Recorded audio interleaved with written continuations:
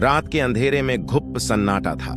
हवाएं पेड़ों की शाखाओं से टकराकर अजीब सी सिसकियां भर रही थीं। जगह थी शहर से दूर बसी एक पुरानी कॉलोनी, जिसे लोग श्रापित कॉलोनी के नाम से जानते थे।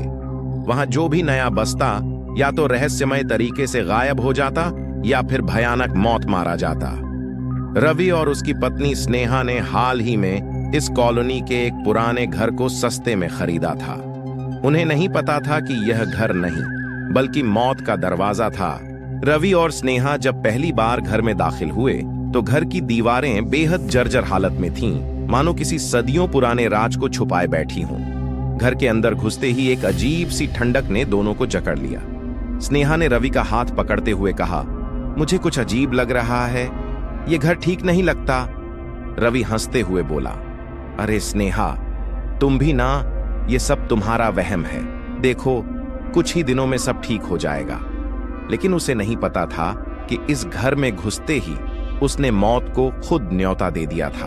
पहली रात ही अजीब घटनाएं शुरू हो गईं। आधी रात को स्नेहा की नींद खुली तो उसने देखा कि कमरे में किसी की छाया हिल रही थी, पर वहां कोई नहीं था।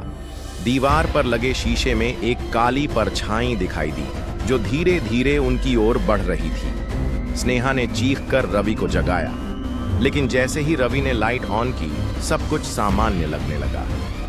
हो सकता है ये मेरी आंखों का धोखा हो, स्नेहा ने खुद को समझाया, लेकिन उसका दिल बार बार कह रहा था कि कुछ तो बहुत गलत हो रहा है।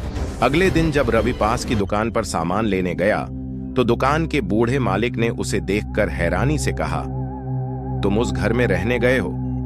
क्या तुम्हें नहीं पता कि वहां जो भी रहता है जिंदा नहीं बचता? रवि ने हंसते हुए पूछा, बाबा, ऐसा क्यों कहते हैं लोग? क्या सच में वहां कुछ है? बूढ़े आदमी की आंखों में डर तैर गया। वह फुसफुसाकर बोला, वो घर श्रापित है। वहां एक आत्मा कैद है जो हर नए आने वाले से बदला लेती है।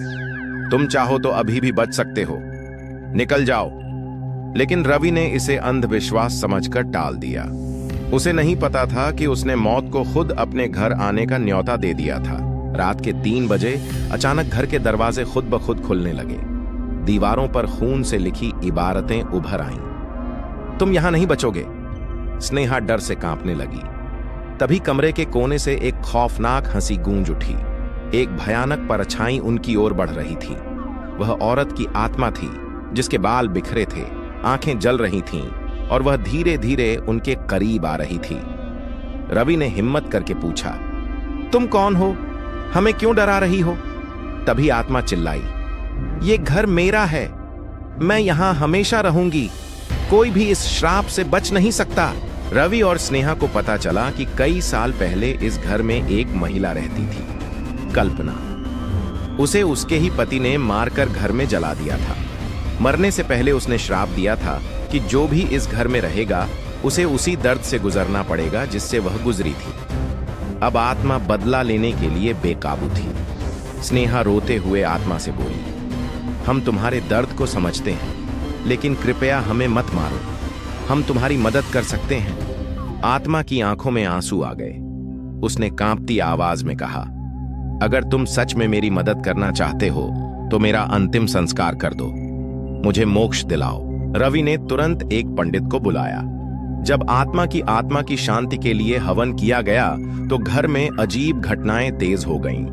दरवाजे जोर जोर से धड़ाम धड़ाम बजने लगे। औरत की दर्द भरी चीखें गूंजने लगीं। लेकिन जैसे ही पंडित ने मंत्र पूरा किया, अचानक सब कुछ शांत हो गया। एक रोशनी का गोला आसमान की ओर उठने लगा। कल्पना की आत्मा को मोक्ष मिल गया था। रवि और स्नेहा ने राहत की सांस ली।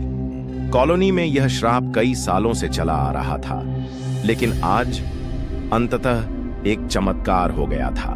रवि और स्नेहा अब सुरक्षित थे, लेकिन जाते जाते स्नेहा ने एक आखिरी बार घर के दरवाजे को देखा और तभी दरवाजे पर अचानक खून से लिखे शब्द उभर आए, मैं लौटूंगी। क्या वाकई यह श्राप खत्म हुआ या फिर कुछ और होने वाला है? इस सवाल का जवाब कौन देगा? अगर आप इस कहानी के रहस्य को जानना चाहते हैं तो वीडियो को अंत तक जरूर देखें।